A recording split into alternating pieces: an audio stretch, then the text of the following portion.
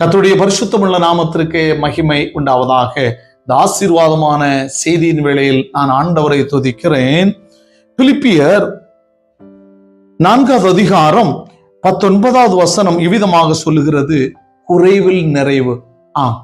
நான் தொடுவதிலெல்லாம் எனக்கு ஏமாற்றம், குறைவு என்ற மன கிளேசத்தோடு காணப்படுகிறதான அன்பு பிள்ளையே, இந்த உலகத்தில் நாம் நிறைவாக வாழ வேண்டும்.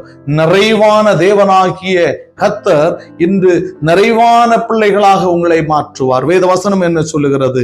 என் தேவன் தம்முடைய ஐசுவரியத்தின்படி உங்கள் குறைவை எல்லாம் கிறிஸ்து இயேசுவுக்குள் மகிமையிலே நிறைவாக்குவார். கிறிஸ்து இயேசுவுக்குள் இருக்கிறதான பிள்ளைகளாகிய நம்மை பொறுப்பேற்றுக் கொள்வார். அவர் மகிமையிலே நிறைவாக்குவார். இந்த அனுபவம் எல்லோருக்கும் வேண்டும் அருமையானவர்களே. எவ்விதமான இழப்பாக இருக்கலாம், குறைவாக இருக்கலாம், ஏமாற்றமாக இருக்கலாம்.